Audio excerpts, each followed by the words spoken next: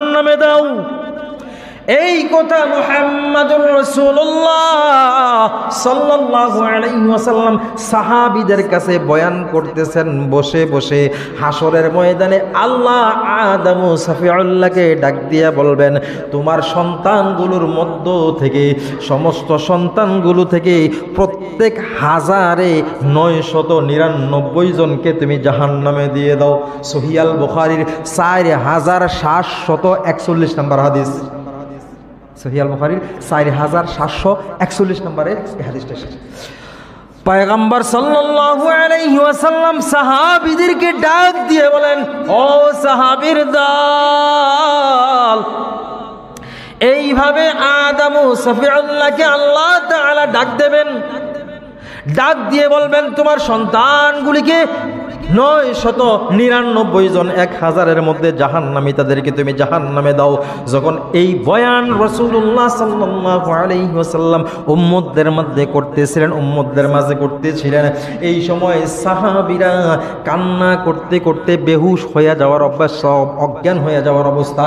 এত কান্না করছেন চোখের পানি দিয়ে ভোগ বাসায়, আর রাসূলুল্লাহ সাল্লাল্লাহু আলাইহি ওয়াসাল্লামের বয়ান শুনতেছেন, আফসোস করতেছেন। এমন সময় পয়গম্বর সাল্লাল্লাহু আলাইহি ওয়াসাল্লাম ডাক দিয়ে বললেন, ও সাহাবীর দল, কেন কান্না করছো? কি কারণ? কান্না করার কারণ কি? তোমাদেরকে তো আমি বলি নাই, আদম ও সফিউল্লাহকে আল্লাহ তাআলা বলেছেন তোমার সন্তানদের মধ্য থেকে, অর্থাৎ মুহাম্মাদের উম্মত এখানে উল্লেখ নেই। তোমরা কেন কান্না করছো?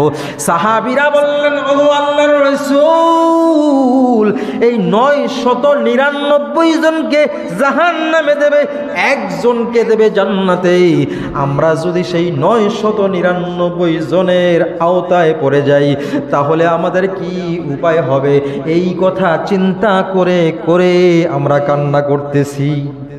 পয়গম্বর সাল্লাল্লাহু আলাইহি ওয়াসাল্লাম ইরশাদ করেন, সাহাবীর দল, তোমাদেরকে তো উল্লেখ করা হয় নাই আদম ও সফিউল্লাহ থেকে আমি মুহাম্মদ সাল্লাল্লাহু আলাইহি ওয়াসাল্লাম পর্যন্ত লক্ষাধিক নবী রাসূল পয়গম্বর এই দুনিয়ায় এসেছে।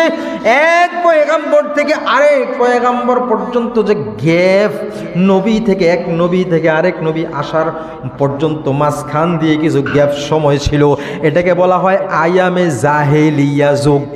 কি যুগ? জাহেলিয়া যুগ, মূর্খ যুগ, অন্ধকারাচ্ছন্ন যুগ। ওই যুগের লোকগুলোকে রাসূলুল্লাহ সাল্লাল্লাহু আলাইহি ওয়াসাল্লাম উল্লেখ করলেন। ওই যুগের লোকগুলোকে দিয়ে 999 জন লোক গ্যাপ পূরণ করবেন। আর তো মুহাম্মদ উম্মতে মুহাম্মদী থেকে মাত্র একজনকে সেই 999 জনের মধ্যে যোগ করবে। আল্লাহু আকবার। আল্লাহ রাসূল সাল্লাল্লাহু আলাইহি সাল্লাম সাহাবীদের কান্না দেখে বললেন, তোমরা কাঁদছো কেন? আমি শুধু বলেছি মুহাম্মদ আদম ও সফিউল্লাহর সন্তান থেকে 999 জন, আমি মুহাম্মদের উম্মত বলিনি। তো সাহাবীরা জিজ্ঞাসা করলেন, যদি আমরা হয়ে যাই? তখন রাসূল বললেন যে 999 জন যাদের ভিতরে ধর্ম আসে নাই, ধর্ম পায় নাই, ধর্ম গ্রহণ করে নাই, পেয়েও গ্রহণ করে নাই, অথবা জাহেলি যুগে ছিল, ওদের থেকে 998 জন যোগ করবে, আর উম্মতে মুহাম্মদী থেকে একজন যোগ করবে। এই কথা শোনার পর পয়গম্বরের সাহাবীরা আরো হাউমাউ করে কাঁদতে শুরু করে দিলেন, আরো বেশি কান্না করতে শুরু করলেন। পয়গম্বর জিজ্ঞাসা করলেন, সাহাবীরা আরো বেশি কান্না করছো, কারণ কি? তোমাদের কান্নার কারণ কি? সাহাবীরা উত্তর করলেন, ওগো আল্লাহর পয়গম্বর, সেই একজন 998 জনের সাথে উম্মতে মুহাম্মদী থেকে একজনকে নেবে।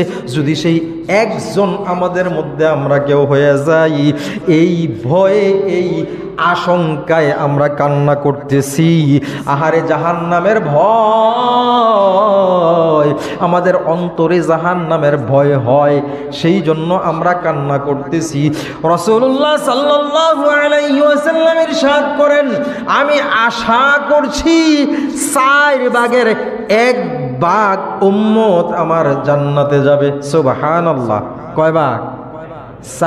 উম্মতের 4 ভাগের এক ভাগ, উম্মতে মুহাম্মদীর 4 ভাগের 1 ভাগ। এই কথা শোনার পর আবার সাহাবীরা কান্না, চোখের পানি। পয়গম্বর জিজ্ঞাসা করেন, তোমরা আবারও কাঁদছো, কারণ কি? বলে 4 ভাগের 3 ভাগের যদি আমরা বাদ পড়ি, 3 ভাগের মধ্যে যদি আমরা কেউ হয়ে যাই, না জানি আমি হয়ে গেলাম। আরেক সাহাবী বলছেন, না জানি আমি হয়ে গেলাম। এই চিন্তায়, এই ভয়ে কান্না আসতেছে।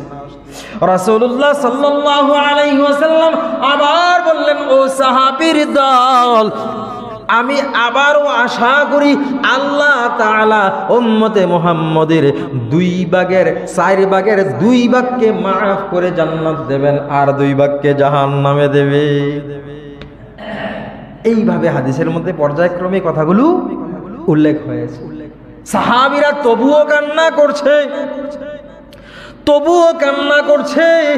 পয়গম্বর সাল্লাল্লাহু আলাইহি ওয়াসাল্লাম ওই কথাটা আবার উল্লেখ করলেন। এখানে বললেন যে আমি হাসরের ময়দানে উম্মতকে জাহান্নামে না নেয়ার জন্য, জান্নাতে নেয়ার জন্য আমি পয়গম্বর বাচ্চাওয়ালা মুরগির মতো সেই দিন একবার ফুলসিরাতে যাব, একবার জাহান্নামের ধারে যাব, একবার মিজানের কাছে যাব। এইভাবে দৌড়াতে থাকবো, দৌড়াতে থাকবো। কেননা আল্লাহ তাআলা পৃথিবীর কোন নবী রাসূল, কোন পয়গম্বরকে শাফাআত করার, সুপারিশ করার অধিকার দেবে না। একমাত্র সুপারিশ করার অধিকার আমি মুহাম্মদুর রাসূলুল্লাহ সাল্লাল্লাহু আলাইহি ওয়াসাল্লামকেই দেবে।